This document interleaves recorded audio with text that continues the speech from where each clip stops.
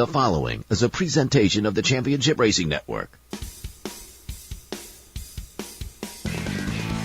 Drivers, start your engines.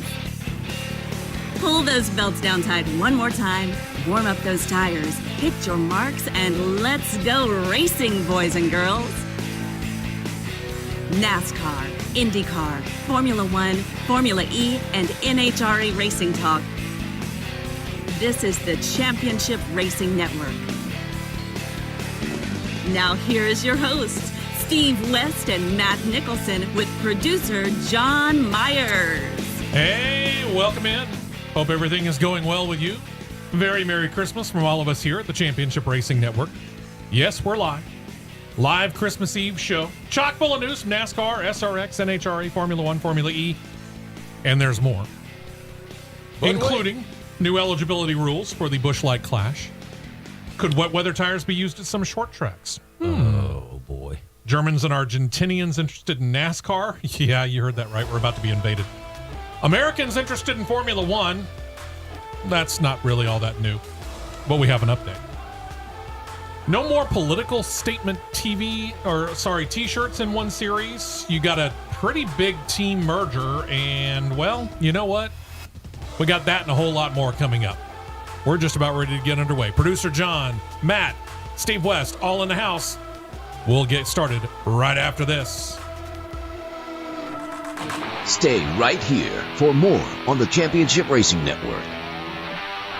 Ho, ho, ho is now no, no, no during the Santa Sell-Down at Tony Sarah Ford in Sylacauga. No payments until spring 2020.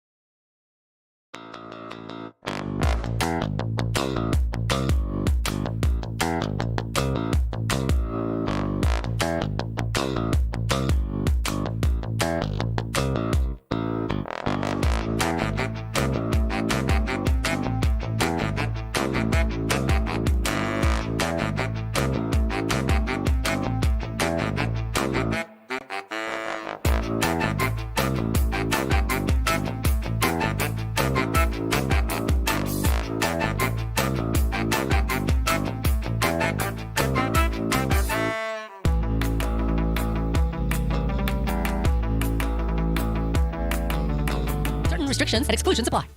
4 tires and 2 cans of fuel, and we're back to more racing action on the Championship Racing Network. Well, welcome into the show. Hope everything is going well. If you got Christmas Eve shopping to do, good luck. freeze your buns off, number 1, and you're fighting everybody else for the last-minute stuff, number 2. Good luck. I'm Steve West. Matt Nicholson, producer John Myers here with you. It is Christmas Eve. We appreciate you joining us here on this early part of the morning. Staying warm, I hope. Hopefully. Good night almighty. Yeah. We're not. No. Working on it, but it's not happening. Hey, we noted this on the show last week. We're going to start off with some NASCAR and Cup Series news. They're transforming the LA Coliseum into the racetrack that's going to host the Busch Light Clash for the second year in a row. More news about the season opening cash grab in that the number of entries going up, 23 last year, 27 this year. Get ready for this. Eligibility rules. All Cup Series chartered teams and their drivers, the non-chartered teams and their drivers have the option of competing for one of the 4 extra entry positions. Otherwise, the basic format remains the same. Saturday, February the 4th, field's going to be split into 3 groups for practice, each group getting 3 sessions to get their cars dialed in at least to their liking or the best that they possibly can. Then you start single-round qualifying. That'll set the lineups for the heat races that'll take place on Sunday. Consists of 3 laps, 1 warm-up lap, 2 time laps. Those are going to set the final Busch Light Clash field. Only the green flag laps are going to count in those heat races.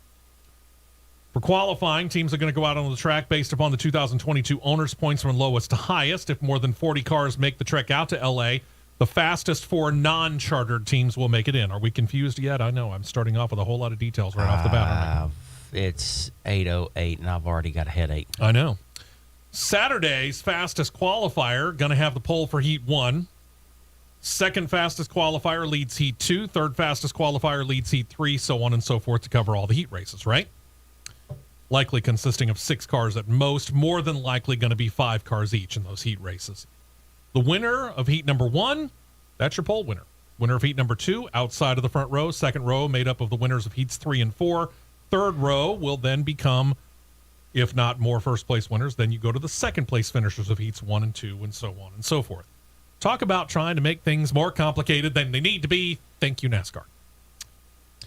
It's funny how when you sit and you actually look at things, how they go back to the old school short track Saturday night format is what this is. In a lot of ways, yeah. It's what this is, yeah, basically. So positions 1 through 20 will be filled through the heat races. Positions 21 through 26 will belong to the first, second, and third place finishers of the 2 last chance qualifying races. And then for that 27th position in the Clash, that will go into a points provisional. Whoever finished highest in the 2022 points that wasn't already in through qualifying or through the heat races, they automatically get in, which means there is one person that is already qualified for the Busch Light Clash. That's basically nothing but the old school promoters provisional. Yep. One person is already qualified. Doesn't matter what they do, as long as they show up in Los Angeles, one person's already qualified for the Busch Light Clash, and that's your 2022 points champion. That would be Joey Logano. Otherwise, you got to qualify and or race your way in to figure out where you're going to start. I have a question. Just one? Yeah. Okay. Can we make it more convoluted and confusing? You might not want to ask that question because given the opportunity, probably so. Especially when you're hauling 32, 33 hours that way. Yeah. Versus where you could haul 6 or 7 that way. 8 Heck, maybe not that even. way. If you want to run it on a short track, I don't know. Maybe that place where they're going to do the All-Star race. Which is 45 minutes over the hill and through the woods to Grandma's house we go. Or maybe if you want to bring in another one of those tracks that you left a long, long time ago and bring it back in, Rockingham's done paving. Just throwing it out there. I mean, 36 charter cars, 4 open, 40 cars for 27 spots.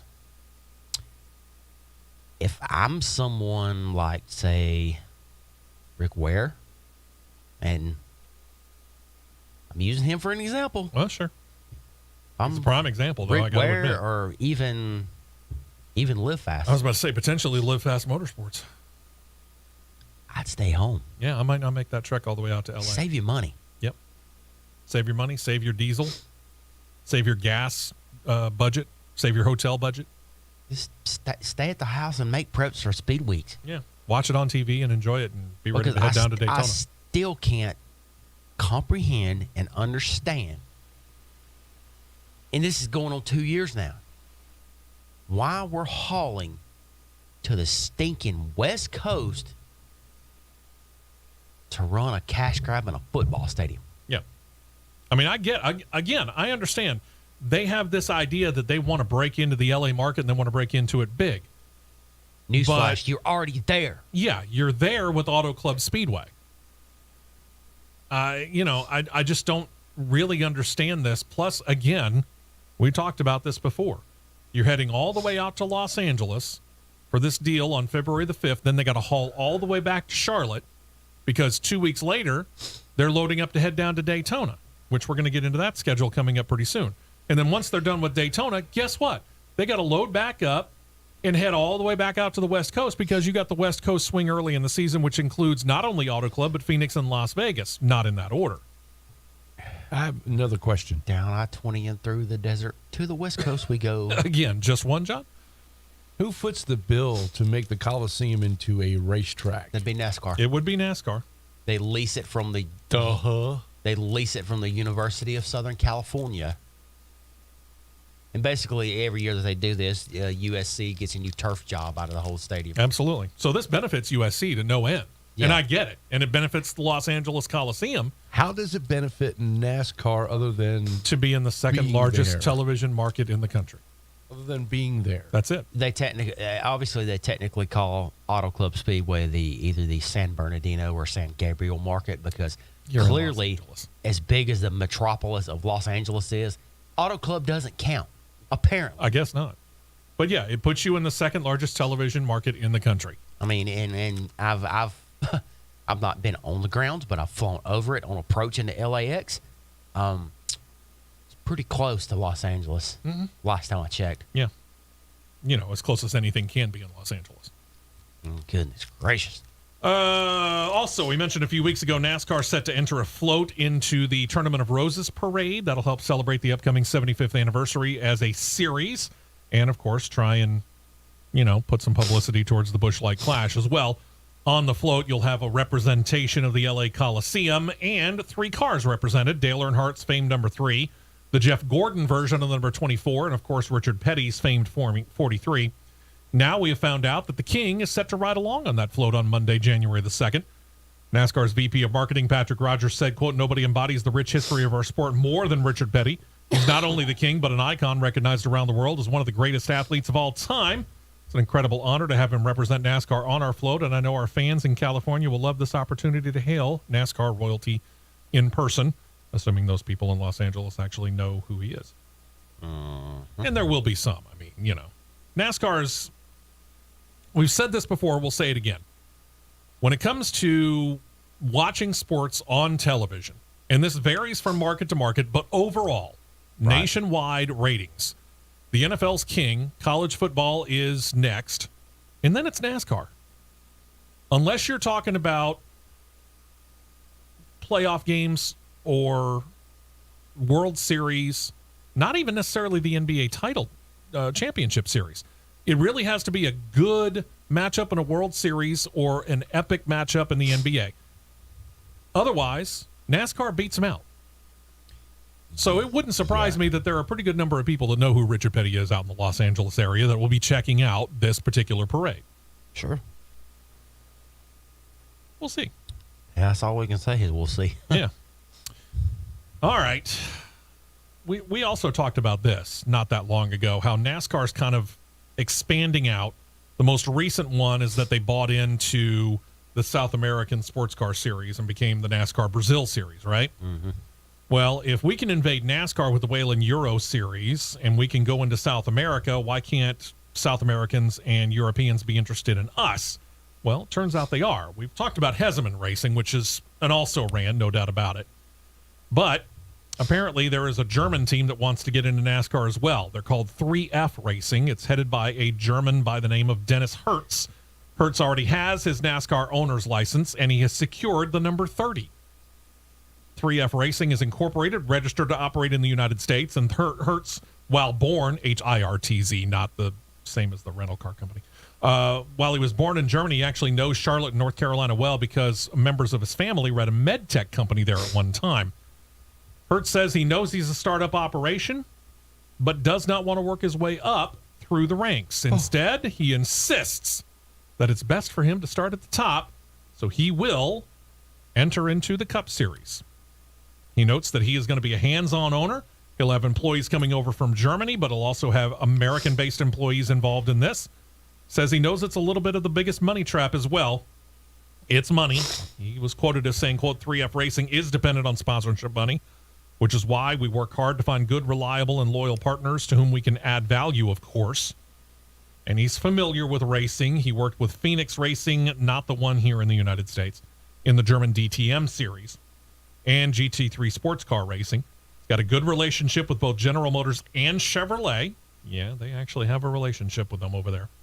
And he now has the support of Chevrolet. They're going to begin using Camaros. He adds, quote, we got a commitment from Richard Childress Racing for a technical alliance. So what's his plan? He's going to wade into this. He's not diving into the deep end, which Smart. probably the smarter move. Smart. I mean, if you're going to start into the Cup Series and you're going to go into that deep end, wade into it slowly. Says he wants to go anywhere from 5 to 10 races a season, both this year and next, with hopes, sponsorship pending, to go full-time in 2025. It'll be a single-car operation, at least at first, kind of like what Spire Motorsports was. He plans to use several drivers, kind of like Spire Motorsports did, and added, quote, we can draw on the Chevrolet driver pool, which means some Xfinity guys will likely get some Cup Series time. For the oval tracks, we want a driver who has learned this sport from scratch. As for circuits, Reed Road and the Chicago Street Course, Europeans, maybe even a German driver, also a consideration. His first race target, when they come back to Atlanta in the springtime.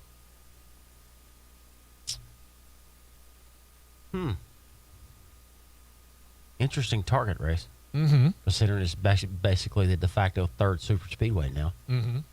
So he wants to break out with a super speedway car right off the bat, which we've talked about this. All these cars now are so hybrid, you can run them anywhere Exactly. nowadays. But it does this. Under super speedway rules, Talladega, Daytona, and now Atlanta, it kind of levels the field out a little bit.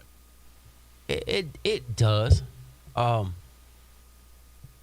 for the circuits, as he words it, there's 7 of your 10 races right there. Oh, yeah. I know. I mean, get you someone like Mike Rockefeller. There you go. Put him in there because he's got some very high levels of time in the Garage 56 car. Yes, he does. And he's, we saw him last year a couple of times in the Cup Series, so he's familiar with the Cup Series cars on road courses. Get some good time. I would say get somebody like Joey Hand, but Joey Hand's on lockdown for Ford. Yeah. But that would be your logical choice if you ask me. All right. Let's assume that he gets to Atlanta. Who are you putting in the car? Again, Chevrolet driver pool. That tells me more than likely Xfinity series. If you have a commitment, in air quotes, if you have a commitment from Chevrolet, there's no ifs, ands, or buts, no question. Don't pass go. Don't collect $200. Austin Hill. I could see that. Austin Hill. I could see that. If he's not already under consideration by some other team to be able to do that. Or even a third RCR car. Yeah, that's also true. So we'll see. It'll be interesting to keep an eye on this one. Then there's Spire Motorsports, which we just talked about. They got their number 7 car driven by Corey LaJoie. They are going to have, for 6 races in this upcoming year, a pretty cool sponsor. And get your mind out of the gutters, boys and girls. It's Jesse's Joy Jars. You might remember the speech that former NC State basketball head coach Jim Valvano gave only months before his passing due to cancer at the ESPY Awards way back in 1993, 94. He summed it up by saying, "Don't give up, don't ever give up." Well, right about that time, ESPN began working with the Jimmy V Foundation for Cancer Research. They have that same motto, and they've been working to raise money, and they've raised millions of dollars, thankfully, and hopefully we are closer than we've ever been to finding a cure for cancer. Well, in 2011, right around the same time that Jimmy V gave that speech, in 2011 specifically, a 12-year-old girl by the name of Jessica Joy Reeves was diagnosed with terminal brain cancer, was given about a year to 18 months to live. She chose to use that time to see what she could do about helping the battle against pediatric cancer and started her own Jessica's Joy Jars at the Children's Hospital of Orange County, California. The intent was, of course, to raise money for fighting cancer for those under the age of 19. Each jar is gender specific. Not politically incorrect and perfect. And it's filled with toys and activities for every single age range, from basically being an infant all the way up to 19, to help a child fighting cancer, give them a smile, make them feel a little bit more loved. The Jesse Reeves Foundation's adopted a modified version of Valvano's words. They've turned it into Never Ever Give Up, which they put into the acronym NEGU. It is that logo that will appear on the number 7 car for the 6 races starting at Auto Club Speedway in California. Since this started in Orange County, California, makes sense. They're going to be at Spring Martinsville. Then they're going to wait until August when they go to Daytona, then Bristol, Vegas, and the season finale in Phoenix. This is really, really cool stuff. Good stuff, indeed. And if Spire hasn't already thought of this, this is why we should be consultants to NASCAR and all the teams. If they haven't already thought of this and worked with Lionel Racing to figure this out, make the die cast of this car. Make 3,500, 5,000 of them. I don't care how many you make. When you sell them, give a portion of the proceeds to this as well. We're idea people. That's what we do. Okay? Yep. When we come back, Cup Series on wet weather tires. We've seen it on road and street courses. Short tracks? Maybe so. Stay right here for more on the Championship Racing Network. It's not just football.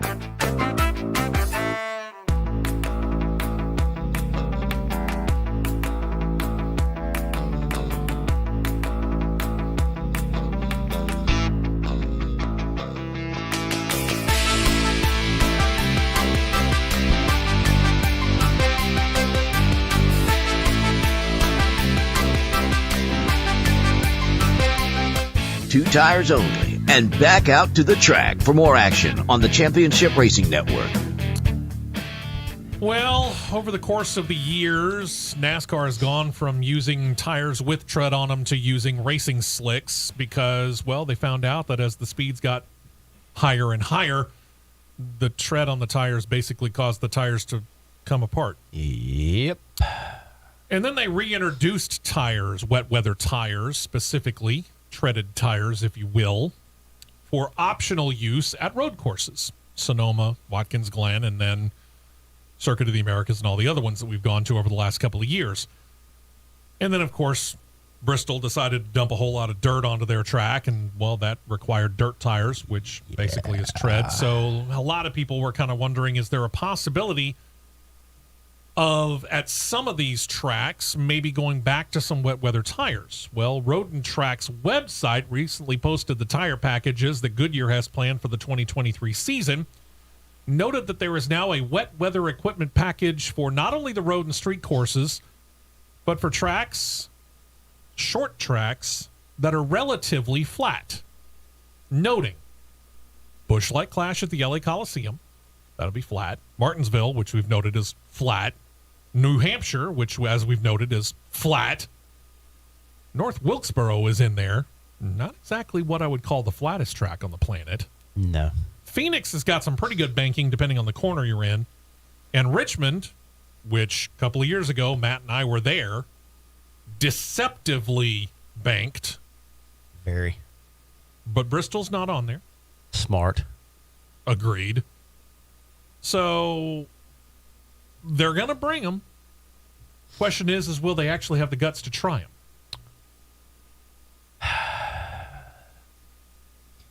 The time of the year that is ran, you can eliminate New Hampshire.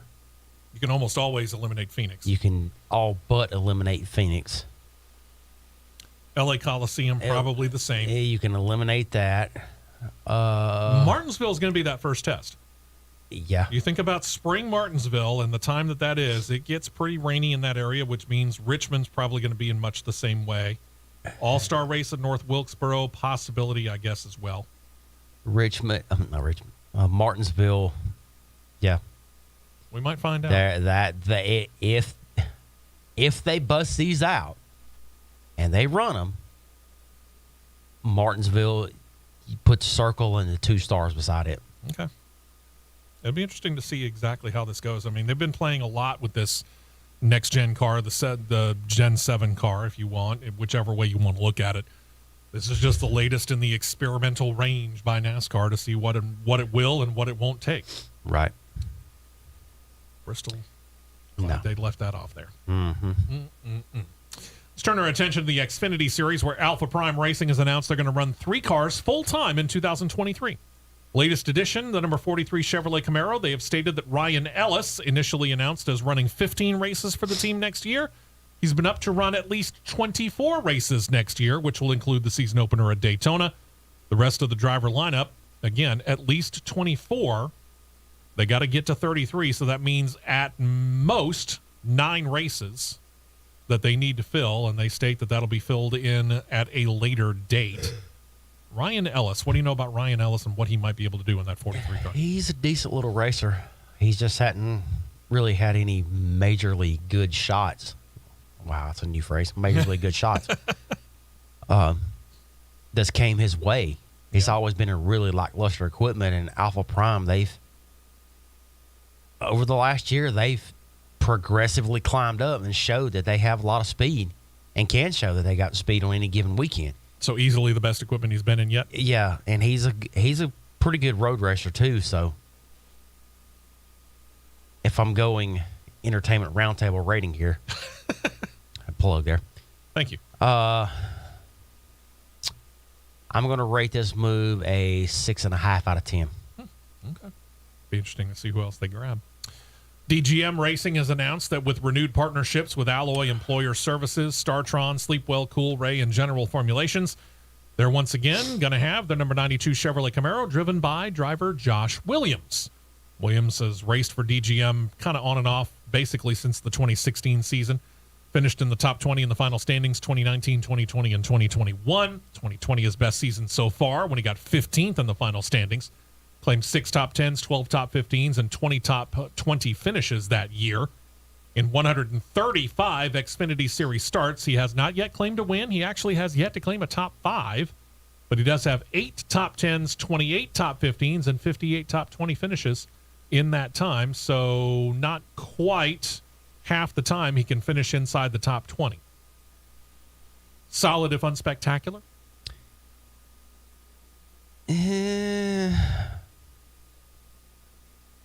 He's,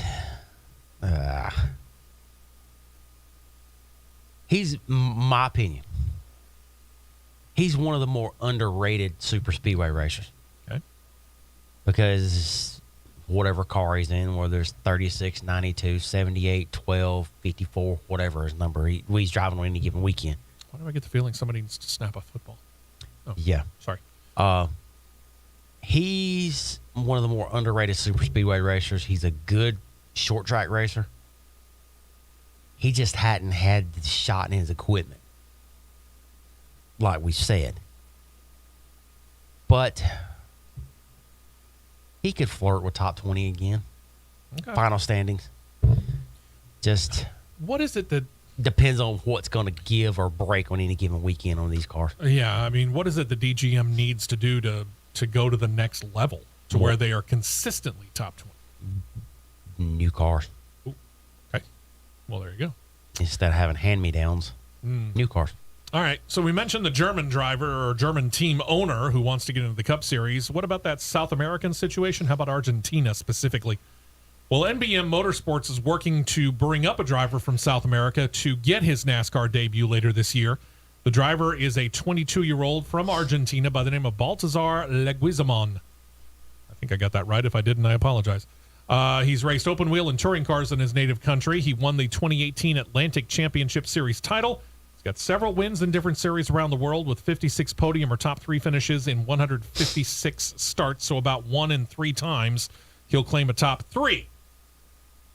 And then he comes to NASCAR, where if, keyword, he can get the financial backing he needs that would make him the first Argentinian native to race in NASCAR. There'd be plenty of opportunities, as a record 8 road and street courses are on the Xfinity Series schedule for this coming year. The first of those, March 25th, Circuit of the Americas.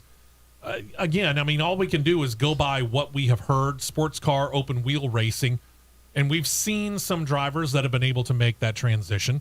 Some. We've seen more than those, however, that can't really seem to get it. Sports cars, on the other hand, there's a little bit more similarity between sports cars and what NASCAR's doing. Now, yeah.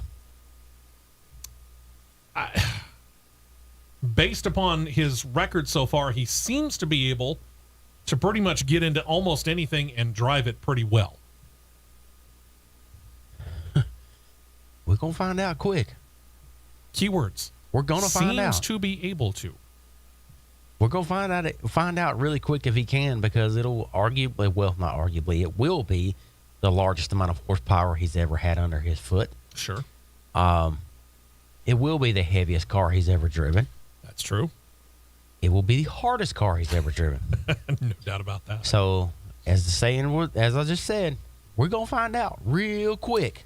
And he's coming to the U.S., which I'm given to believe that of all the series that he has run, yeah, if he has any experience here in the United States, it is very, very minimal.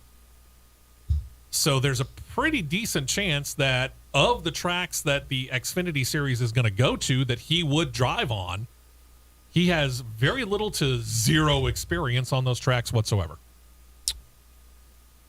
Correct. Talk about being behind the 8 ball. Good luck. More like being behind 2 8 balls. Mm-hmm. And no way to figure out which one you're supposed to actually hit. Yep. Then we've got, well, unfortunately, no Craftsman Truck Series news this week, so we're going to go straight into basic NASCAR because this will include some Craftsman Truck Series. This is the schedule for Daytona Speed Weeks. It's out. And just to let you know, we're not going to be doing qualifying the Sunday before the Daytona 500. I'll tell you why in a bit. We actually begin on Tuesday, February the 14th. Random draws for both the Xfinity and Cup Series qualifying orders. No, that will not be televised. You want to talk about boring. Wednesday the 15th will be Daytona 500 Media Day. You might get some TV coverage or at least tape-delayed coverage on that. And then single car qualifying to see who gets the front row. That's for, again, Daytona 500 qualifying, setting only the front row. Again, usually done Sunday before the race. But now with this whole schedule kind of changed up, that has become the NFL's Super Bowl Sunday. NASCAR has chosen not to do that as a preliminary or compete against the 128 hours of pregame coverage that the networks are going to go to. Hey, here's a brain buster. Qualify on Saturday. I'm sorry, didn't the NFL Network already start their pregame coverage for the Super Bowl like Saturday morning? Maybe it's just me. That's probably the easiest brain buster it is. I mean, Speed Weeks is dead. I know. More like Speed 3 days. Yeah, especially since you took the Busch Light Clash all the way to Los Angeles. Anyway, Thursday, the 16th, things start up with the ARCA Menards Series practice, Craftsman Truck Series practice. Then you get the Cup Twin qualifying races, which will set the rest of the field after the front row. That'll happen 7 p.m. Eastern, 6 p.m. Central Time. And the second one, 8:45 p.m., 7:45 p.m. Central Time, respectively. Friday, qualifying for the ARCA Menards Series, qualifying for the Craftsman Truck Series, Xfinity Series practice, Cup Series practice, and then into the evening time, 7:30 p.m. Eastern, 6:30 p.m. Central Time, Craftsman Truck Series race, kicking off that series 2023 season. Busy day on Friday, as it will be on Saturday, the 18th. Cup Series final practice in the morning, Xfinity qualifying, then at 1:30 p.m. Eastern, 12:30 p.m. Central Time, ARCA Menards Series will get their first race of the year in. That'll be followed at 5 p.m. Eastern, 4 p.m. Central Time by the Xfinity Series getting their season opener in. And then, of course, that brings us to Sunday, 2:30 p.m. Eastern, 1:30 p.m. Central Time. Cup Series going to get in the Daytona 500. Not a primetime race. It might start to get dark towards the end, but it won't be a primetime race unless the weather kicks in. Oh, that's right. It's Daytona. That's about a 50-50 shot. So there you go. Yeah. Now you know what to expect for loosely termed speed weeks at Daytona.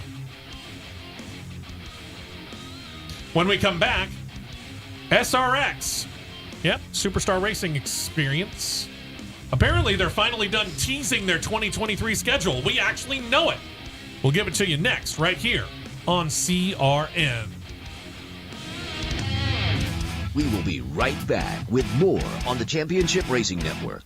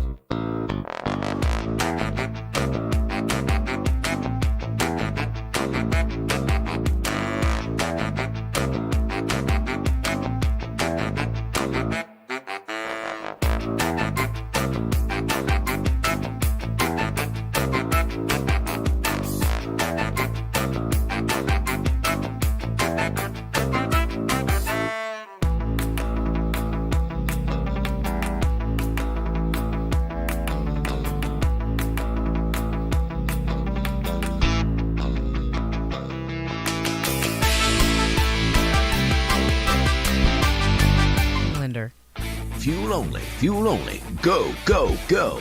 We're back to the Championship Racing Network. Yeah, we are, as we're plowing through hour number 1 here on this cold, windy, southeastern United States day before Christmas. Really? I mean, there have been times when I've been able to walk around in short sleeves and shorts on the day before Christmas, but we're not going to get above freezing today in Alabama. Yep. Stay warm, ladies and gentlemen. Stay warm. At least it feels like Christmas. Yep. I don't know. What's Christmas supposed to feel like to you? Cold. Okay. Well, you got it. Hey, 2 weeks in a row for the normally quiet Superstar Racing Experience. Usually when they're done racing, we get trickles of news, but 2 weeks in a row, we've gotten them.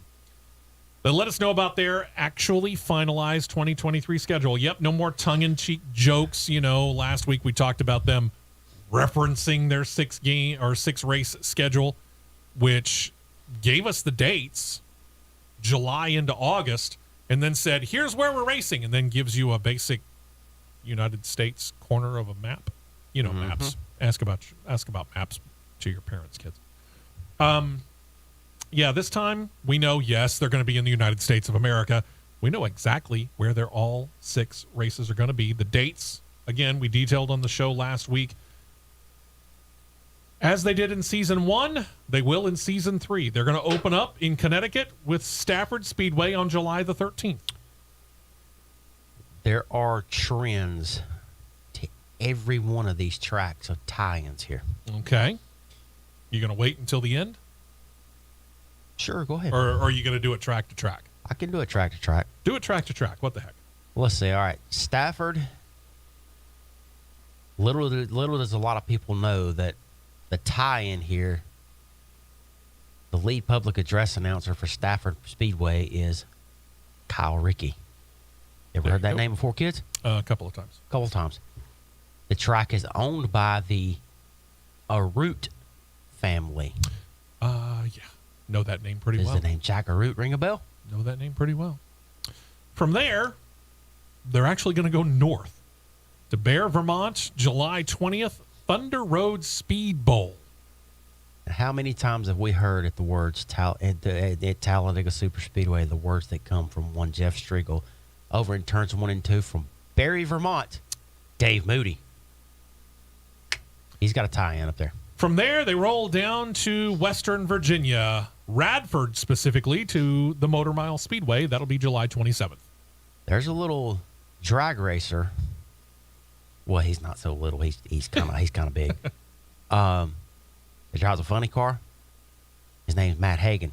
You know the guy who owns Motor Mile Speedway? Matt Hagan. David Hagan. David Hagan. Matt Hagan's dad.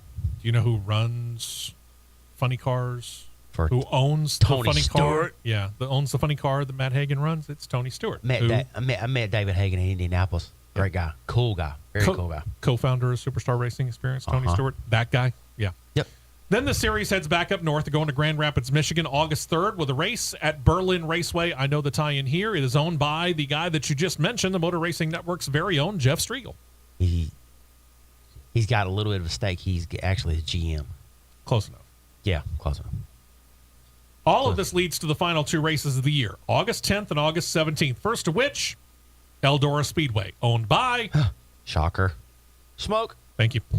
And then they're going to finish out the season at Lucas Oil Speedway in Wheatland, Missouri. Owned by one Forrest Lucas of Lucas Oil Products, which is basically known as the Augusta of the dirt late model world. Yes. And as far as Lucas Oil is concerned, let's face it, if it's racing, they're pretty much involved in sponsorship somewhere. Arguably, keyword arguably, the nicest top-notch dirt facility in the United States. Mm-hmm. This is a nice lineup, though. Solid lineup. Save for the fact that the closest they come to the southeastern United States is Radford, Virginia. Yeah. I mean, after the first 2 years where they were at Nashville Fairgrounds, and even last year all the way down to Five Flag Speedway in Pensacola, for them not to come any further south in Virginia, I'm weird. a little surprised at the turn because of the actual turnout that it's been for 2 years in a row now. I'm a little surprised they're not coming back to the fairgrounds this year. I am. I'm getting the funny feeling this might be a 1-year only deal.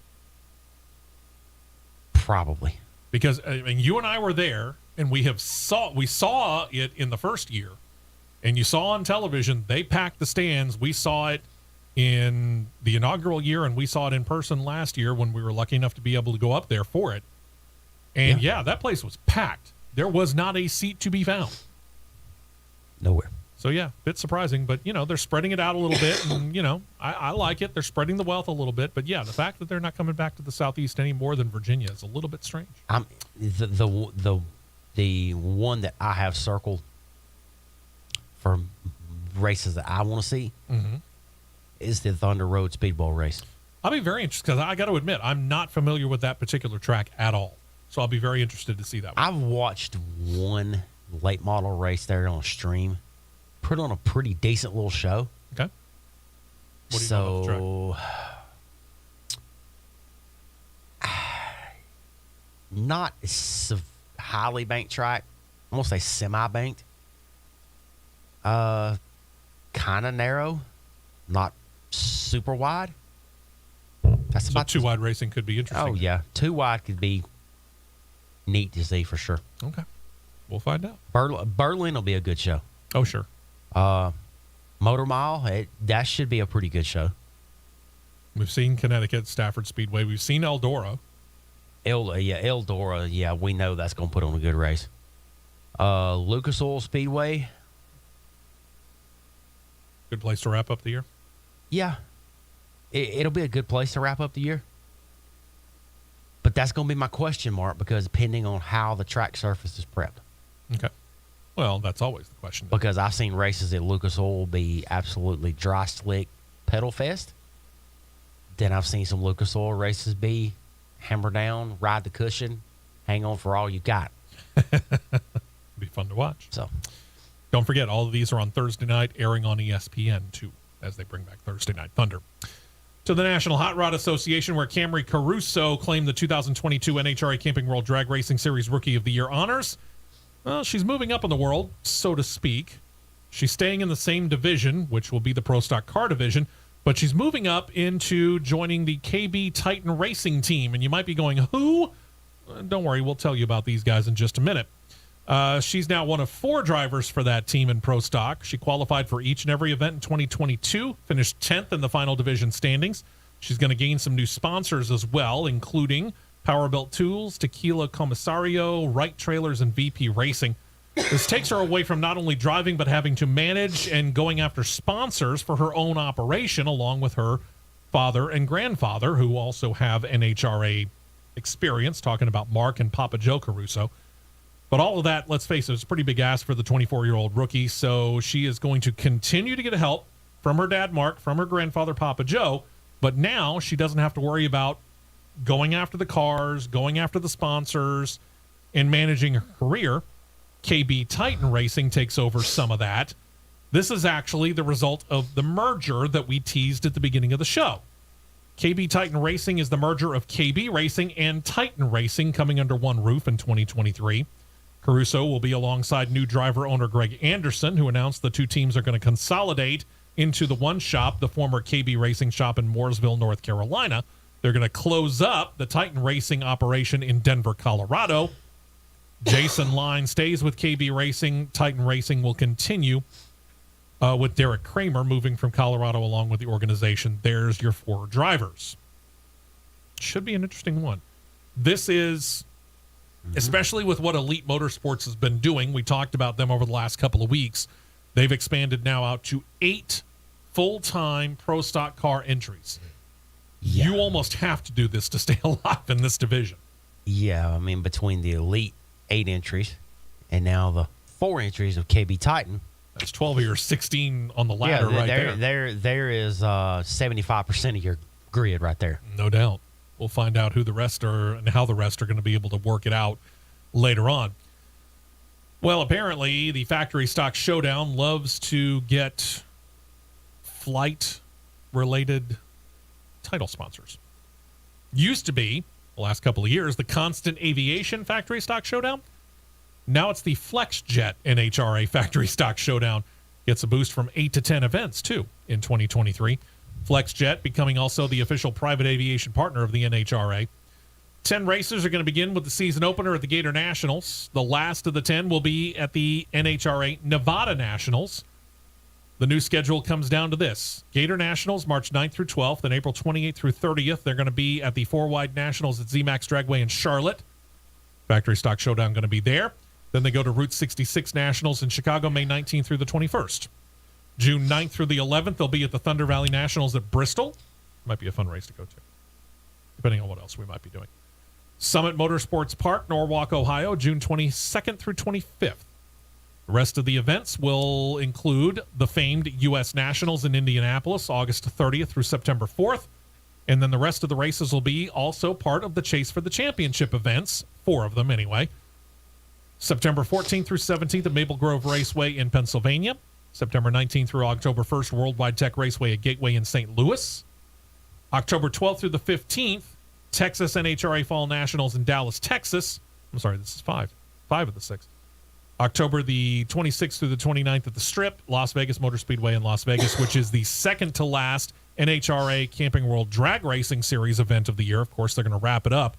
The Auto Club, well, it's not now the Auto Club Nationals. It's the In-N-Out Burger Nationals.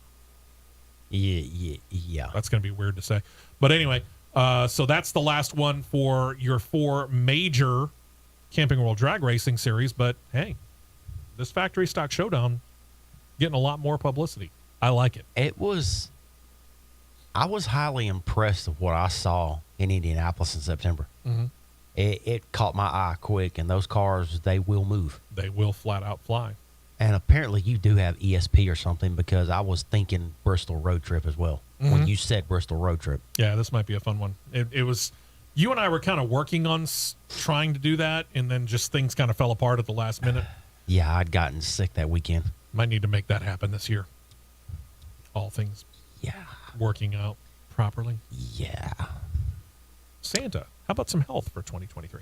All I got to do is make a phone call. Oh, is that all you got to do? That's all I got to do. Nice to know he's got connections. All I got to do is make a phone call. And we can be in the Schumacher hospitality tent that quick. It's nice to know, people. I thought you were talking about somebody for health. No. I was like, who are you calling? To the IndyCar series here real quick before we get to the top of the hour. This will go over the top of the hour, by the way. IndyCar and Molly Powertrains have been working on the hybrid system that we've been talking about the last couple of weeks to put into use for the 2024 season. One that's going to work with both Chevrolet and Honda engines. System's been 2 years in the works at this point, and IndyCar says that they're ready to take the next step. The next step, renewable race fuels and renewable diesel for the car haulers. Synthetic? I mean, that's all I can think of. Are we talking synthetic fuels? I mean, that's something Formula One has said that's what they want to try to go to is synthetic fuel. It's gotta be. Funny thing is Formula One saying they're not going to work on trying to get synthetic fuel into the race cars until 2026 when they get the new engine package.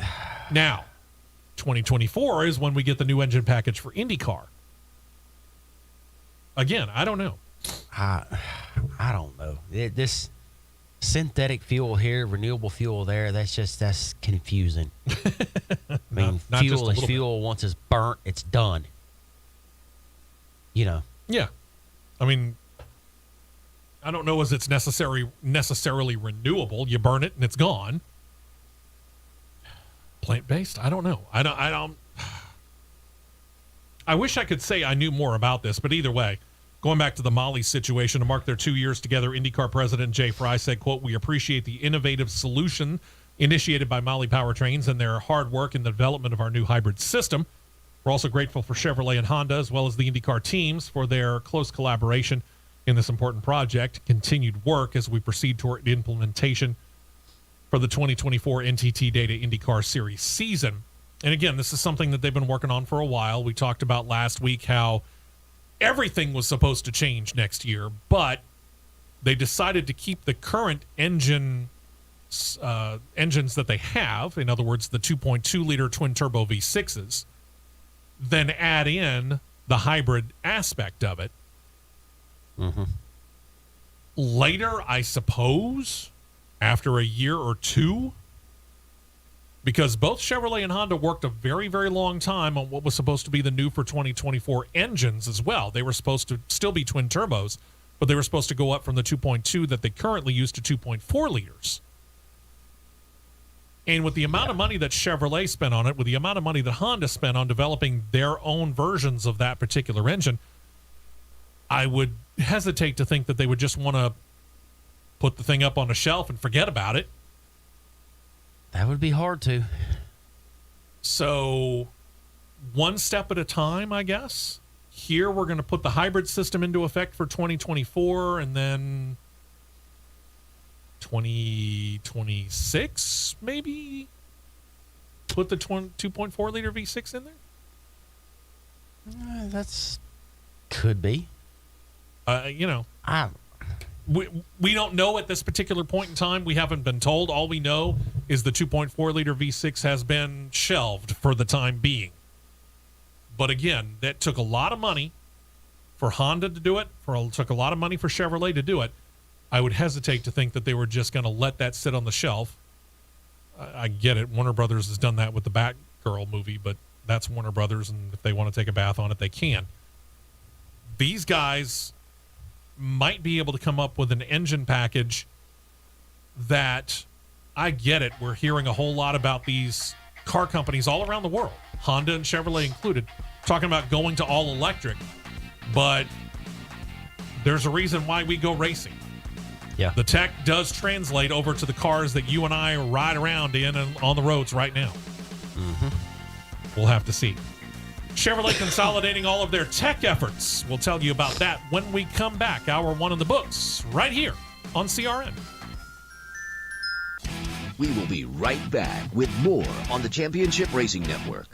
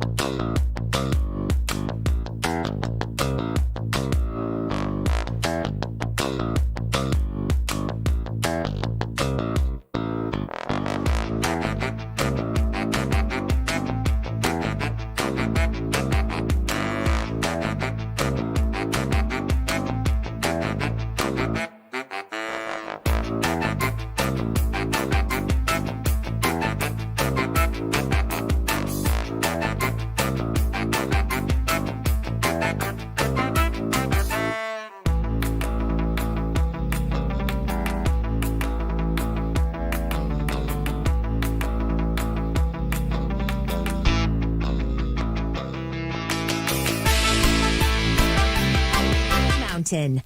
4 tires and 2 cans of fuel, and we're back to more racing action on the Championship Racing Network. Welcome into. See if that works. Hey, better.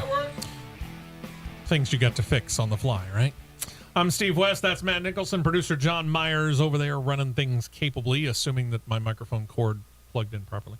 Thank you very much for joining us. We appreciate it. Merry Christmas to all of you and your family and everybody who's listening, maybe even for the first time. And it doesn't matter how you do it. You can listen, obviously, on a flagship station, or that's the Mountain. Or you could listen on the Mountain app, or you could check us out anywhere you are at any point in time. All you got to do is go on to YouTube, look up CRN Live, hit subscribe. It's free. We don't charge you for that. And you can check us out each and every Saturday morning, 9 a.m. Eastern, 8 a.m. Central Time, start time. And we appreciate it. Tell all your friends and family now that they're in town, or when you're out of town, and telling them about it now because you happen to be, in Indiana and listening to us, and we appreciate it. Chevrolet announced this week all racing efforts in Indycar have been moved out of Indianapolis. They've taken it to Charlotte, North Carolina, and the GM Technical Center that they built there. Center is a 120,000 square foot building that happens to be on the same campus as Hendrick Motorsports. This is where Chevy is bringing all of their engineering, support, and research and development capabilities for IndyCar under one roof in the watchful eye of program manager Rob Buckner. This begins a phase out of their partnership also with Pratt & Miller Engineering, which includes simulations and development of aero kits, which date back almost a decade now. The center not only going to house Chevrolet's IndyCar efforts, but their efforts in NASCAR and their IMSA program with the Cadillac GTP division effort as well. The center is going to have the ability to do aero testing, and they state simulators that can combine to where the 3 drivers can actually race each other at the same time. IndyCar moving to Charlotte on a Hendrick campus. Does make you wonder, huh? Interesting. Especially when all of the IndyCar teams, except for one, is based in Indianapolis. Yep. And that one being Penske. Which is based in Mooresville. There you go. Effectively the Charlotte area. Yeah. It is kind of and the curiosity for me is this, because I've long wondered this. I mean, Hendrick Motorsports has conquered, beyond a shadow of a doubt, conquered NASCAR. They thought about expanding out, moving into different forms of racing? With Jeffrey Gordon at the helm, basically. Who does have some IndyCar roots. I'm not going to say anything's out of the question. Yeah. It's a little surprising to me that it's not there. I'm not going to say anything's out of the question. And now they get that on their campus to where if they decided they wanted to get into IndyCar racing, all they got to do is basically go on to this building on their campus. Yeah.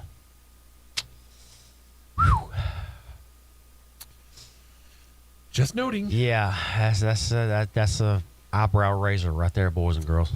Well, one eyebrow was raised on that. How about both eyebrows being raised on this one? And this one affects people like Matt. If you're a gamer, this could affect you as well.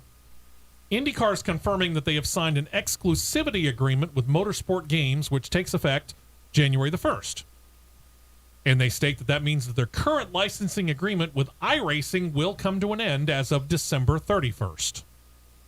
IndyCar released a statement about the move saying, quote, iRacing will continue to provide a valuable platform for the gaming community to experience IndyCar.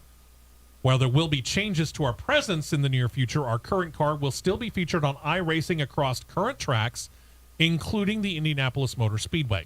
This was important to us as we worked through our strategy to ensure that fans would continue to access our racing across their favorite mediums. And then it continued. We also remain confident that our partnership with Motorsport Games will produce an engaging, realistic, and enjoyable title feature for the NTT IndyCar Series. Ultimately, 2023 will produce the first IndyCar-centric video game in nearly a decade while maintaining a presence for the sport in iRacing and beyond. They insist that very little will change for IndyCar iRacing fans. But some of those changes have already been made. For example, there's this Dallara IR18 chassis series. Yep. You know of it? Yep. Have you raced in it? Yep. Okay. That's a new IndyCar. The That- IR18 is the new chassis. That series for that chassis had both Worldwide Tech Raceway at Gateway in Iowa scheduled for 2023.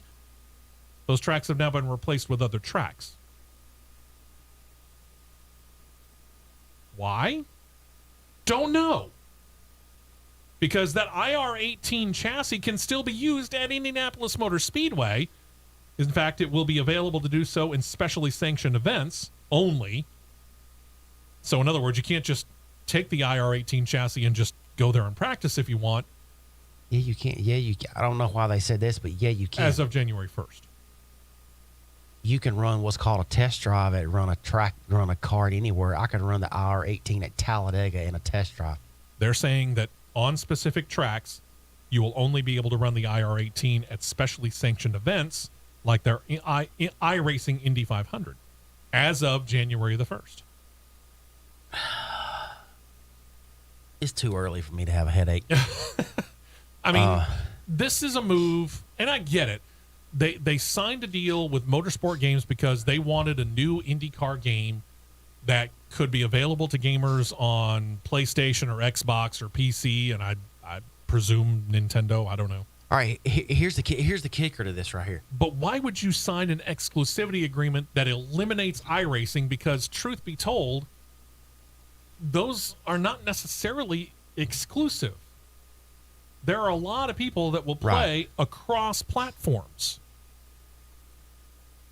iRacing has done gotten so popular that it's turned from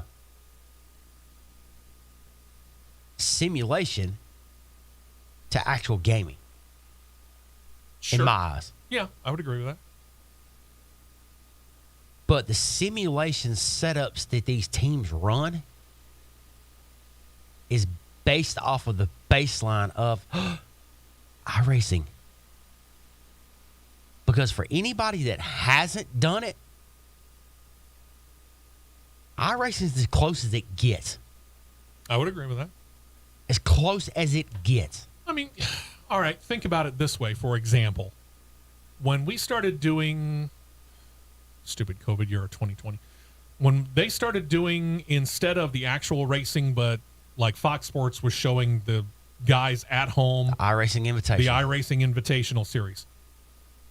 What did we just call it? The iRacing Invitational Series. All of that stuff was done on iRacing. And they were getting after it and racing each other like they were strapped in their real life cars. Sure. These people get after it on these games now. I mean, heck, This you were- stuff. They get and after some it. pretty big names are involved. I mean, you were just telling me that you were racing in a race over here. Well, I say over here at Talladega. Literally, yeah, we can call it over here. Yeah. I mean, And you had who racing with you? they were under some different account names, but I was lined up with anybody ever heard of Will Power? Mm-hmm. And anybody ever Defending heard of IndyCar champion? defending IndyCar champion? Yeah. You may or may not have heard of this guy. He drives for Red Bull, won 2 straight world championships, Max Verstappen. At Talladega, of all places. And I'm lined up running drafting with him too. And I'm like, whoa.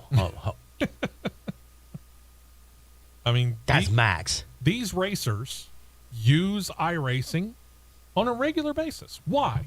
Because Realism. One, realism. 2, it keeps the rust knocked off and they know their hand-eye coordination for their points, their braking points, their throttle points. Anything you want to take and ball up into one that they would use in a real-life situation. They use it to keep their skill honed. Mm-hmm. So, and I mean, IndyCar, for example, Last year, I made an attempt at the iRacing Indy 500. When you look in qualifying groups, not the qualifying groups, the way you got busted up is you was in a certain time bracket. There's so many entries, they didn't put you in like Group A, Group B, Group B, whatever.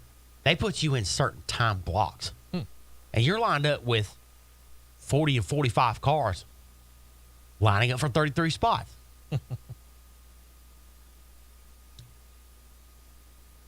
I lined up in a group with Alex Palou. Heard of him? I've raced against Tony Kanaan. Heard of him? I've seen Marcus Ericsson on there. So these guys use this stuff. Why are you going to limit you're going exclusively with motorsports games, but taking away the iRacing platform when people run these $4,000 and $5,000 rigs that mimic real life seat movement and car movement just to go to a handheld controller? Yeah, it doesn't add up. It doesn't, and fans are quite upset, as you might predict. Many who became fans of IndyCar through their iRacing exploits, specifically younger fans, these are the very fans that IndyCar claims that they're trying to attract. One of those fans reacted to the news on social media by posting, quote, "Without this diehard fan has very little reason to follow IndyCar." Now, I could make the argument that if your only reason for following IndyCar was iRacing, you're probably not really a diehard fan, but at the same time, I get where he's coming from. I mean, last night I was running in a modified race at a Langley Speedway against two 11-year-olds. 11-year-olds. Another fan said, quote, "Absolutely ridiculous. IndyCar's really shot themselves in the foot with this one. I've seen numerous tweets today how people my age," he didn't specifically say what it was. I didn't go through and try and look because I don't have a Twitter account. But anyway, said, "We got exposed to IndyCar through iRacing. How do you build your fan base if you go away from where they are?" That's a true statement, because when you get into these rooms to where you got iRacing events, iRace set up with the IndyCar, Dallara IR18. They've got the three cars IndyCar's got: the Dallara IR18, the DW12, and the Dallara 09 Legacy car, the old school IndyCar. When you can run any one of these cars, and you can be like, "Oh, I wonder what it would be like to run an IndyCar at Talladega," which I'm still hopeful that can happen one day. It's Christmas. And you could sail an Indy car off at 252 miles an hour down the backstretch of Talladega. And me actually driving the car around there, looking and coming around the trial and envisioning, looking and seeing Steve's eyes and have the whole thing lit up through the window, going, "Holy Jesus, what is that?" So, but to take that away is a big blow, because at any given point you could have 35 to 50 people in one room running IndyCar, which is, it's a head scratcher. This comment really popped for me. The comment is, quote, "I don't understand this decision by IndyCar to not continue a decade-long partnership with iRacing. This is such a gut punch for that community after all the brands accomplished together, including during the past few challenging years." Those words posted by none other than pretty current iRacing competitor Dale Earnhardt Jr. Ran against him too. Even got the photo of him lining up drafting with me at Talladega in a truck. I really sincerely hope that somebody in the Penske Entertainment Group, the parent company of IndyCar, rethinks this. And I really hope that Motorsport Games understands that any relationship that IndyCar has with iRacing truthfully is not undercutting what you're doing. These are two very, very different ways of doing things. iRacing is a much different animal than what Motorsport Games is trying to put out there. Motorsport Games is trying to put you into an IndyCar and put you on a track against all the other IndyCar guys and probably some legends, depending on what level you run through. True. with a whole different form of way of racing. Even if you go online with it, it's still vastly different because the basic setup that you can run even on your PC or on a PlayStation or on an Xbox or on a whatever Nintendo system they're going to put it on is going to be different from what you get out of iRacing. It's not the same thing. No. And they need to understand this. And like I said, I really hope that something gets worked out with the Penske Entertainment Group and IndyCar and iRacing and Motorsport Games to fix this, because this to me is a major problem. And when you have people like Dale Earnhardt Jr. coming out and saying, to sum it up, this is a head scratcher to me. I don't understand why you're doing this, why you're ruining a decade-long relationship because of an exclusivity agreement where really you're not competing head-to-head. Yeah, you're not. If it doesn't make sense to him, why is it making sense to IndyCar? We'll talk about Formula One when we come back on CRN. Don't touch that dial. The Championship Racing Network will be right back. Are your taste buds?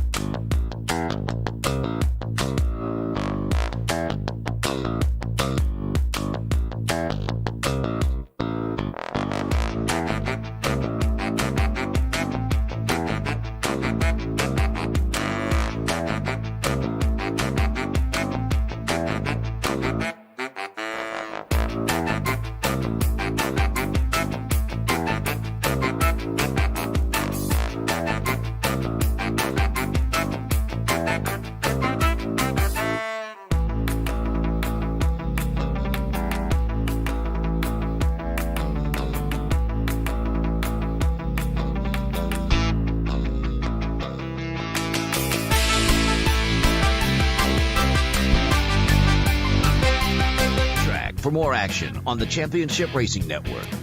Merry Christmas once again from all of us here at Championship Racing Network. I'm Steve West. Matt Nicholson, producer John Myers with you on this Christmas Eve. Whatever you got planned, maybe you're already there. If you are, great. If you got shopping to do, good luck. Touching about that in the last segment, Max Verstappen cannot race a super speedway worth a flip.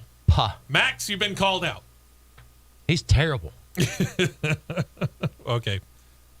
run through the exploits with us, just for giggles. And for giggles, because I've gotten Chi-Town Mark going this morning talking about the iRacing stuff. Class C fixed race was racing yesterday. And him and Will Power were under two completely different account names. But they were talking to each other because they knew who they were. And then I picked up on it really quick, but I didn't say anything over the radio because I was like, here we go. I can line up behind these two and go. Anybody that races against me knows that on a Class C fixed race at a super speedway or whatever class it is, fixed, if it's at a super speedway, I will not qualify. I will start at the back and I will ride for part of the race. There's 29 of us. Ended up being Will started 27th, Max was 28th, and I was 29th. All right. Line them up. We go. We're just back there riding.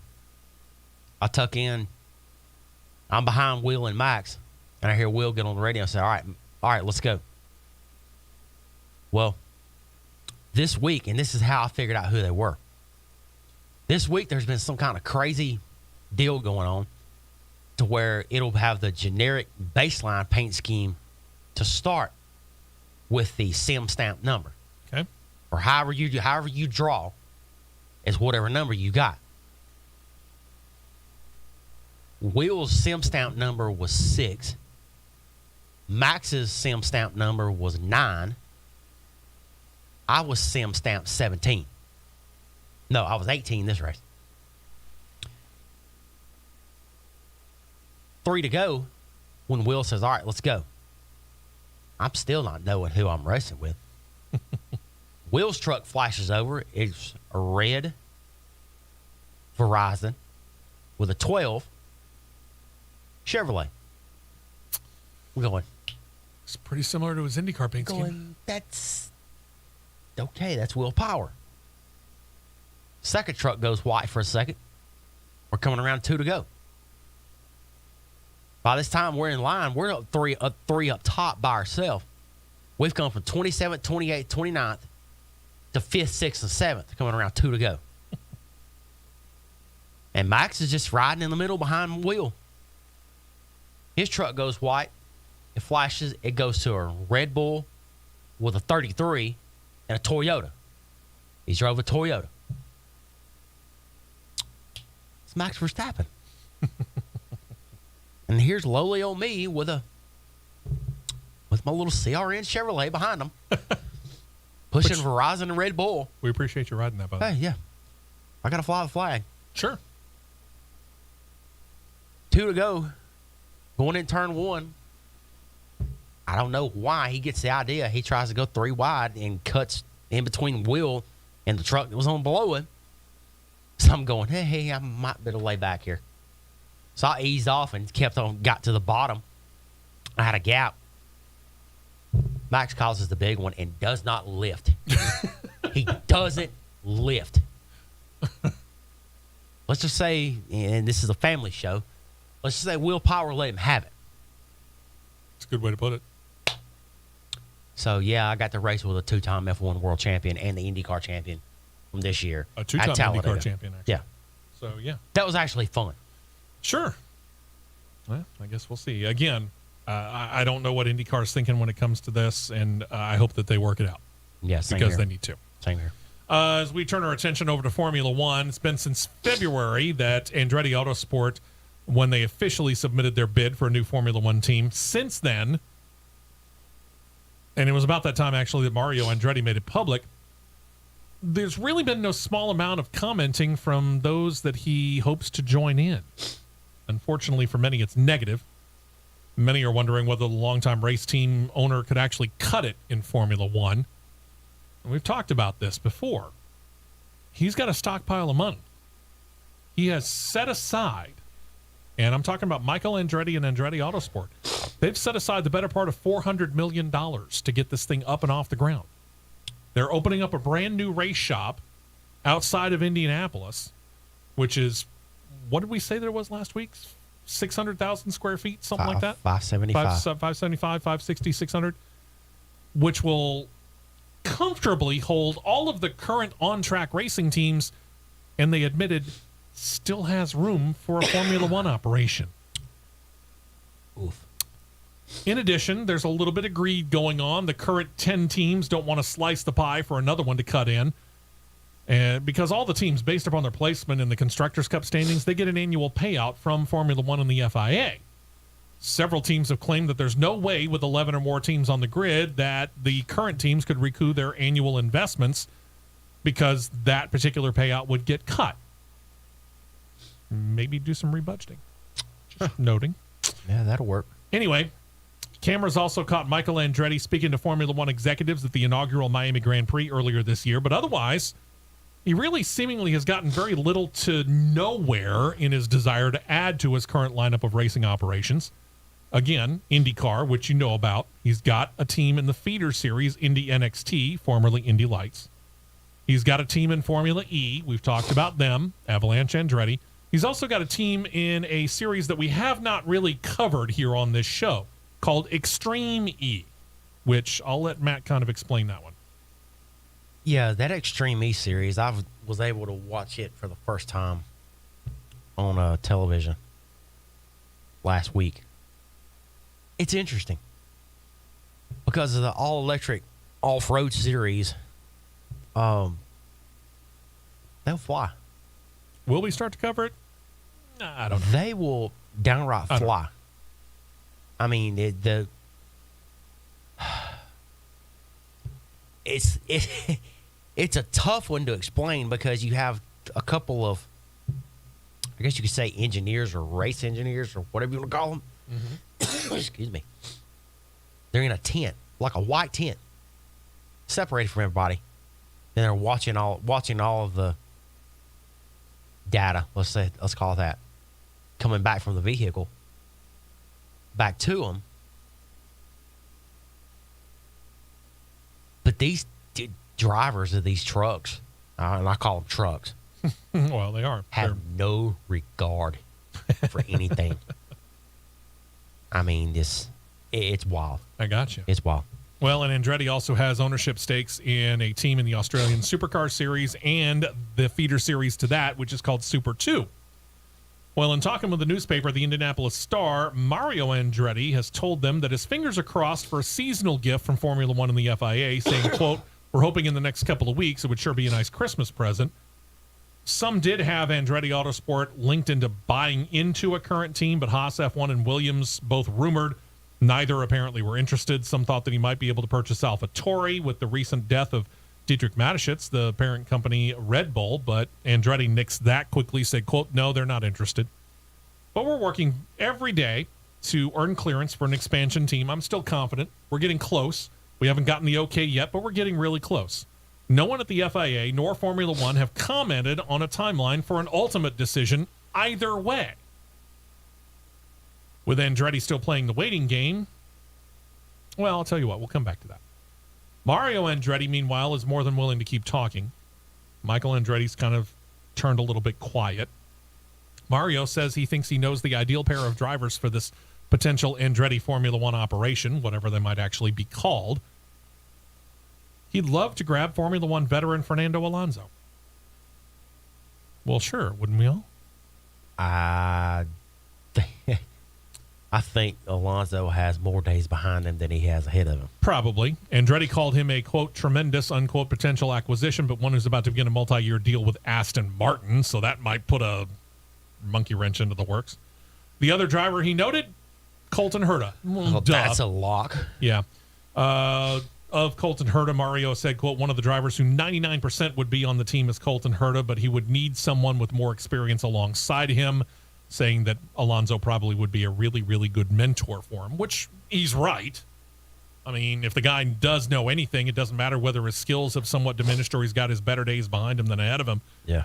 He knows these tracks. Yeah. I mean, he would definitely be a very high level, let's word it that way, acquisition for them to have something alongside somebody like Herta. But I personally don't see him going any further than Aston Martin. Probably not. I think this is probably his last stop. If he continues racing, I think it'll probably be outside of Formula One after that. Probably so. So while Andretti's still playing the waiting game, Porsche is kind of in the same situation, but these are the guys that are looking to buy into a current team. And we talked about how they were all in on buying a pretty significant share of Red Bull themselves. And then Red Bull pulled out of that deal because, well, Porsche wanted a rather significant amount of control, and Red Bull was not willing to give it up. No. So while their sister operation Audi will officially become the co-owner of the Sauber racing team in 2026, Porsche is still looking for their purchase opportunity into a currently operating team. Speedweek.com talked to Porsche's executive director, Oliver Bloom, and he first talked about the aborted Red Bull deal, said, quote, the talks actually went very well. An agreement had been reached with a handshake, but at the last moment it was not completed because we wanted to be an equal partner. Again, it's a control issue. Then he talked about what was next. Bloom said, quote, everyone has to decide for themselves whether they want to sell shares. That's fine with us. We behaved fairly. Now we'll see what happens in the future and what will be attractive. We have a huge sports program ahead of us, and we're looking forward to working on it. So in other words, despite the fact that so far they've been spurned, they are insistent. Yeah. They're going to get into Formula One. I don't have a problem with that necessarily. No, I don't either, but I mean, you set your sights on it, go for it. Stick to your guns. Who's going to go for it? I don't know. Williams. I mean, it's still being held by a company called Doralton Capital. Williams. If I were them, I'd give some serious consideration to it because right now they've got an engine deal where they get their motors from Mercedes. Guess when that engine deal with Mercedes runs out? In the year of our Lord 2025. And then we go to the new engine package in 2026. Just in time for Porsche. That would work, wouldn't it? I guess we'll find out. More fallout from the 2023-24 race schedule. This time, the fallout is coming from Haas F1, and it's also coming from some of the other similarly small operations, but let's face it, Gunther Steiner's got a big mouth, and that's why we love him. Staff welfare appears to be a major concern for team principals of these smaller operations, according to Gunther Steiner, saying, quote, saying that larger teams like Ferrari, Mercedes, Red Bull, they have the luxury of being able to rotate their people from race to race, but Haas F1 and some of the other teams that are about their size simply don't have the resources and the manpower that a Ferrari, a Mercedes, or a Red Bull do.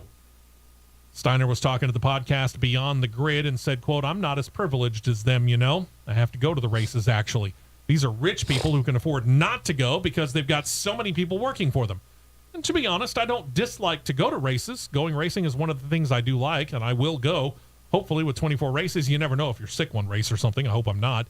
But I plan to go to all the races. As for those others who would go to all 24 races for Haas, Steiner said, quote, it's a long season, but rotating the staff, we don't have a plan to rotate continuously proper the whole team.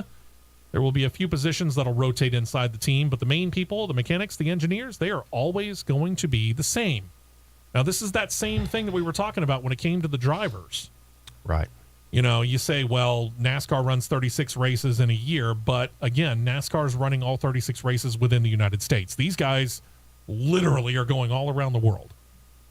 One of these days. Big difference there, yep. One of these days, I might try and work on it this week, but I'm not going to guarantee it.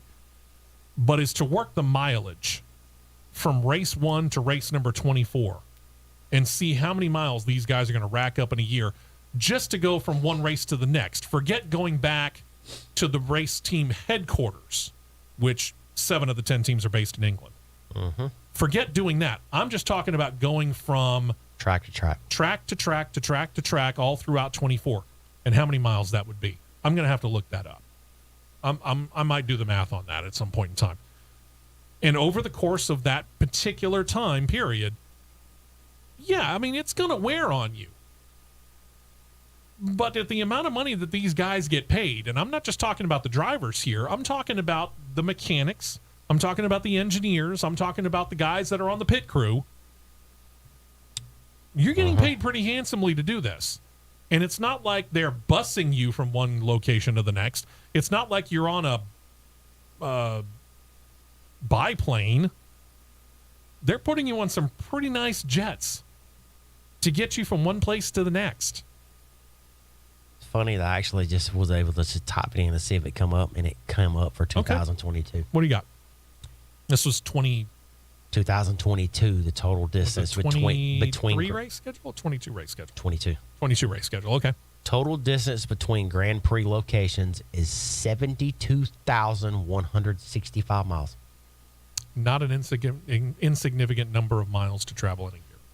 Yep. And now we've just added 2 more. Yep. So I kind of get it. At the same point in time, with the amount of money that you're being paid, suck it up, Buttercup. Good luck. But that being said, even with the spending, the budget spending cap set in place by F1 and the FIA, Haas F1 still one of the smallest operations currently in the series. And they're not alone in having fewer staff than other team, but as noted, Haas is at or close to the bottom of the F1 in terms of staffing rank.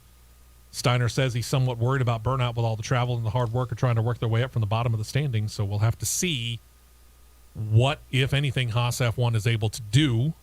And again, they're not alone in this. Williams is at the bottom there. Alfa Romeo, Sauber, they're kind of at the bottom there, although they've been able to work and do a lot with not a whole lot, if you get my drift. McLaren's moving their way up into the top ranks very quickly. And Aston Martin's doing so as well, because Lawrence Stroll, he's not happy with how things have been underperforming. He wants to make sure that they're in as good a shape as he can possibly make them. So Gene Haas is going to have to figure it out real quick what he's going to do in the short and the long term. Yep. We'll continue talking some Formula One news right after this. Last segment coming up on CRN. Stay right here for more on the Championship Racing Network.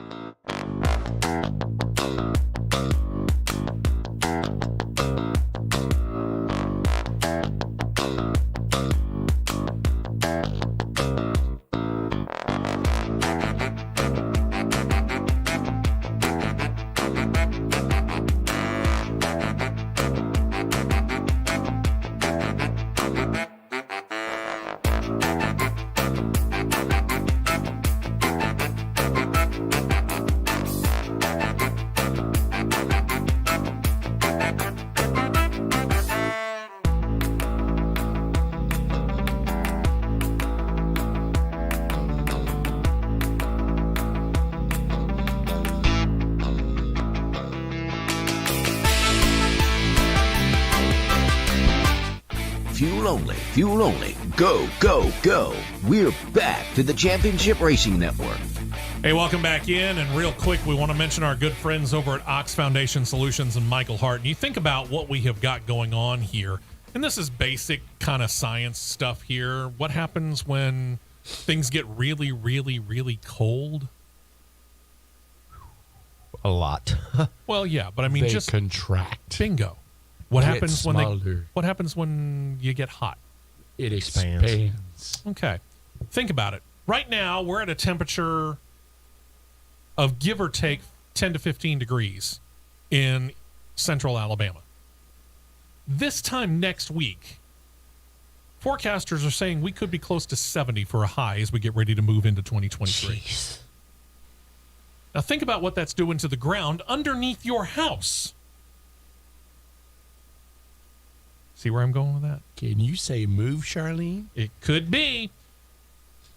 Really need to double check on this, and this is where Michael Hart at Ox Foundation Solutions comes in. Give him a call, send him an email. Doesn't matter which way you get in contact with him. 205-362-6419 is his phone number. Mike at oxfoundations.com is his email.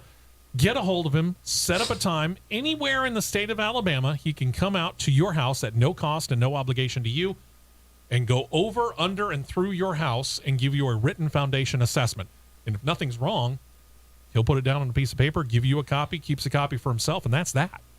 Mm-hmm. And consider yourself blessed. Mm-hmm. But if through all the cold, contraction, and heat, expansion, it's messed up your foundation in some way, shape, or form, he'll write it all out in detail and sit down with you and explain what it is that he found and how they would go about fixing it. And then you go, oh, by the way, I heard about this on the Championship Racing Network. The promo code is WEST, WEST. That gets you 15% off the total that he just quoted you. Not a bad deal, huh? 205-362-6419, Mike at oxfoundations.com. Don't forget that promo code WEST for 15% off, because if you got something wrong with your foundation and you ignore it, it ain't going away. It's only going to get worse. Get it checked. Get it fixed if need be. And you'll like the way that the guys at Ox Foundation Solutions treat you and do the work. Australia's got this noted road course called Mount Panorama. It hosts the noted Bathurst 12-hour endurance race. This is not an easy course to run on, and I've only raced on it in Gran Turismo. I can only imagine in real life trying to do that for 12 hours. Ugh. Well, guess what? Formula One is actually going to get to run there. One Formula One racer specifically. A 2011 Formula One Red Bull racer is going there on an exhibition run. This isn't the first time that it's happened. This will actually be the third time, but it marks the first time since 2011 that the course has had a modern-day F1 car running on it. That was back when Jenson Button took his 2008 McLaren racer up on Mount Panorama. The driver for this particular run has yet to be announced, but the car is very, very well known. It won 12 of 19 races that year and claiming the driver's title for the now retired Sebastian Vettel, along with grabbing the Constructors' Cup that year. Put that man in his car and let him drive it. You could let Sebastian Vettel do it, or I'm just noting the fact that Daniel Ricciardo is back in the fold as a reserve driver, and he would be pretty familiar with the cars from about that era of Red Bull, and he's Australian. Yep. Makes too much sense. I know. I'm putting two and two together, and I'm coming up with four. I wonder if Red Bull does the same. Expect to hear about several 2023 car unveiling dates over the next few weeks here on the show. Ferrari has already said their 2023 car will be shown to the public on Valentine's Day. Hey, honey, we'll go to dinner, but first I'm going to check out a Formula One unveiling. Most of them are going to happen either at the team's headquarters in Europe or where the preseason testing is going to take place. But AlphaTauri has decided to do things a little bit differently. The actual car won't be shown to the public until preseason testing begins February the 23rd. But on February the 11th, they're going to pull the covers off an old car that has the 2023 paint scheme on it in New York City. There's a first. Yeah, that's a interesting pick for a place. This shows me just how much Formula One wants to break the stranglehold that NASCAR has on the Formula One motorsports market. True.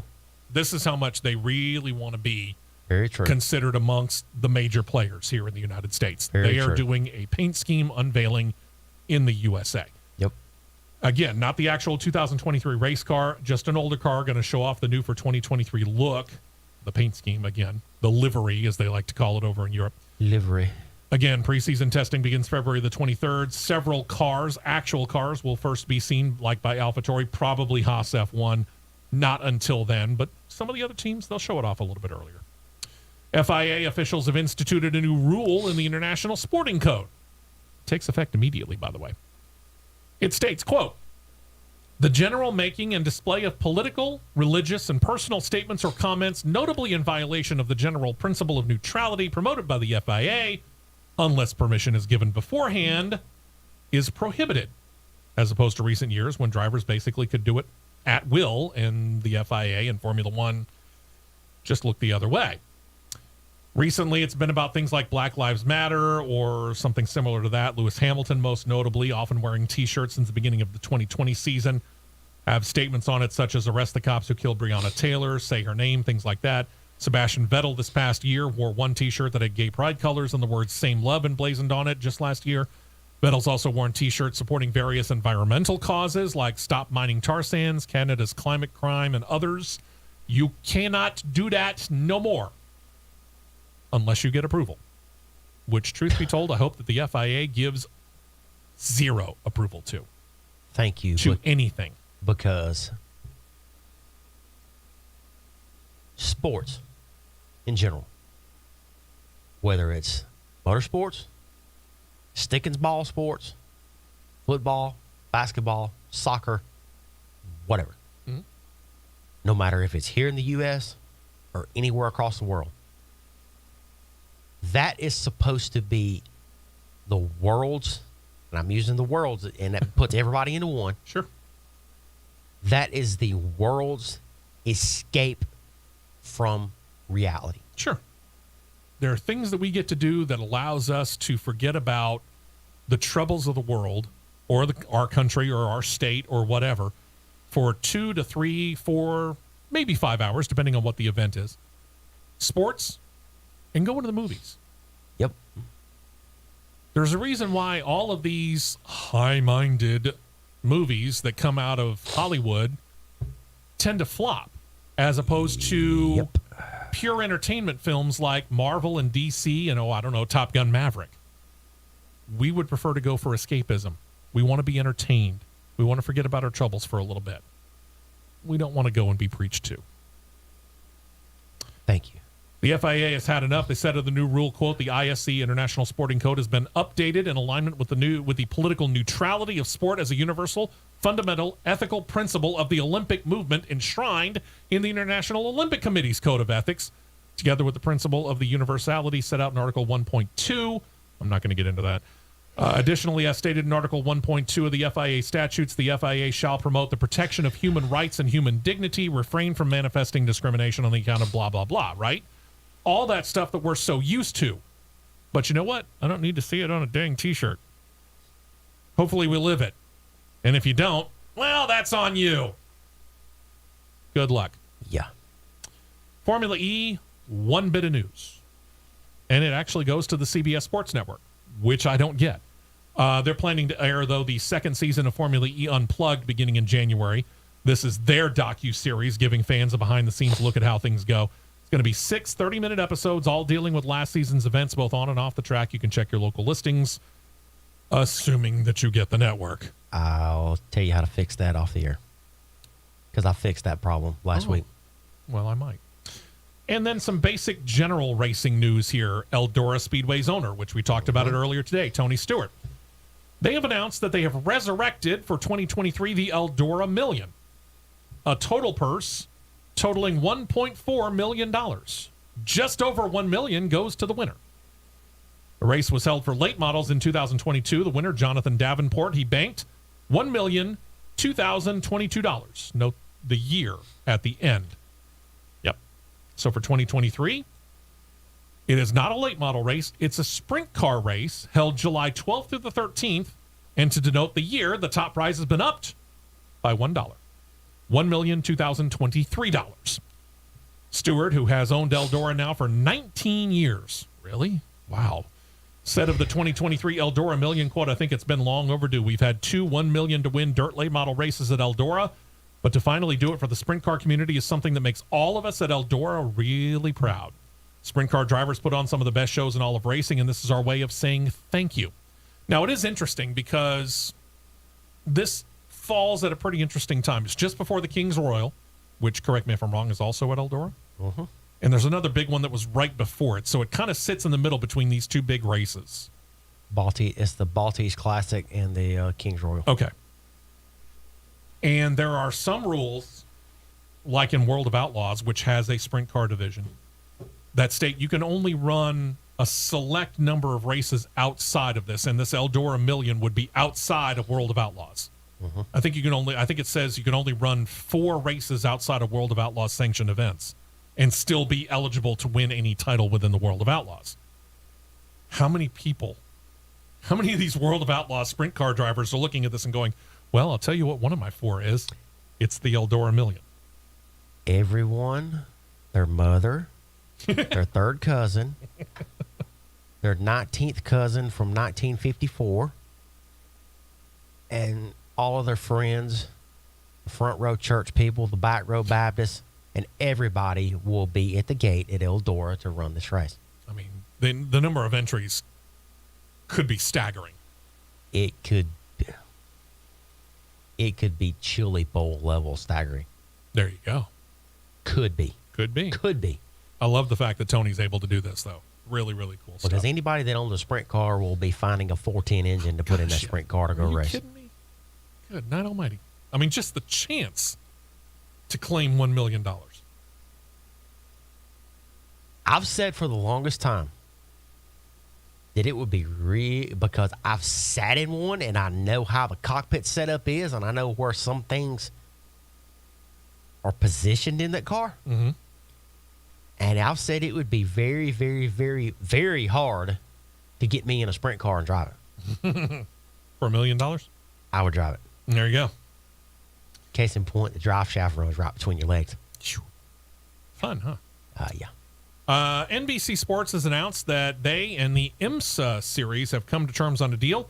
It's going to put over 80 hours of programming from the IMSA WeatherTech Sports Car Championship on their networks. NBC USA specifically, along with the Peacock streaming service. A lot of the Peacock streaming service, by the way, just to let you know. But anyway, throughout the 2023 season, they're, of course, going to kick off with the 61st annual Rolex 24 Hours of Daytona. Now, NBC got the rights to IMSA coverage beginning in 2018. For this year, they are planning on 12 hours of coverage on the NBC main network. That's the most since they got the rights to the series. While the exact schedule has not been announced, you can expect the beginning and the end of the 24 Hours of Daytona likely to appear on NBC. At least some of that race will be on Peacock and probably a pretty good portion on the USA Network. At least some of the race at places like WeatherTech Raceway Laguna Seca, Canadian Tire Motorsports Park, and Indianapolis are also slated to get time on the main NBC network as well.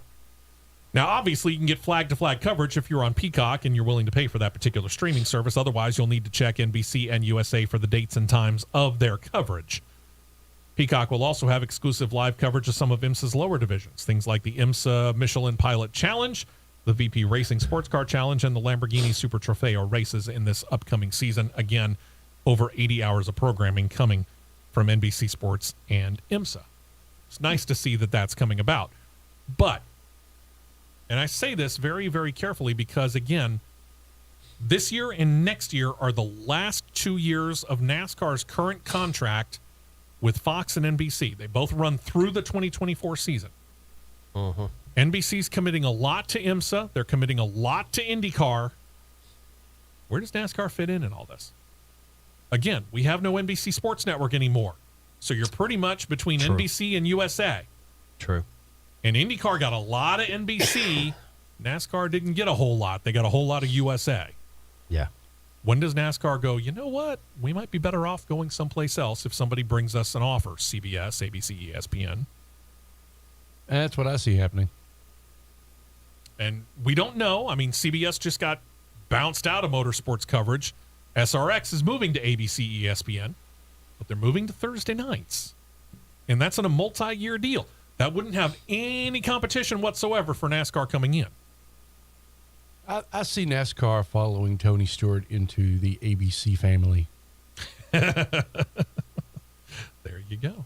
We shall see. Or could Fox take the entire year? They'll try. It'd be an outlay, but you know what? I could see Fox doing something like that. They just might surprise everybody and try and do it. I mean, they've got the entire Craftsman Truck Series season. Just put the outlay out there for Xfinity and Cup coverage, and boom, there you go. Huh. And Red Bull. One more note here as we wrap up this particular show. Red Bull, they've had so much success in Formula One as a team owner, but the thing about it is, when they've tried to become owners in other series, try and get that microphone to working again. When it comes to owning teams in many other, and just about any other series, they just haven't had that kind of luck. Witness NASCAR. How long were they a NASCAR owner? 2 years? 3 years? 5. 5 years. Oh, wow. That was longer than I thought.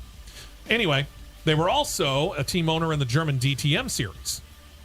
2 years ago, Red Bull bought into the series. They were running Ferrari 296 GT3 entries, but now the DTM series has a brand new owner, German Automobile Club ADAC, which apparently rubbed Red Bull the wrong way because it was their previous owner, Gerhard Berger, who convinced the company to return to ownership in the series. With him having no say in the German DTM series now, Red Bull said, you know what? After 2 years, we're out. Guess stick to Formula One, because that seems to be about the best you got, or just sponsor. Don't try to own in other series. Yeah. Speaking of which, Pretty much. if you're looking to sponsor somebody, go onto our website, crnradio.us. Contact us. We'd love to have you on board as a partner with us as we get ready to head into 2023. From producer John to Matt Nicholson and myself, we wish you a very, very Merry Christmas. And are we going to be around for New Year's Eve? Yeah, we will. We're going to do a live show next week as well as we wrap up 2022 and look forward to 2023. I'm already looking forward to 2023 because my mouth is well ahead of me. Whatever it is that you're doing, if you're traveling today or shopping today, be careful, have patience. If you are where you are, stay there and stay warm. We'll talk to you next week right here. Merry Christmas from all of us here at the Championship Racing Network. See ya.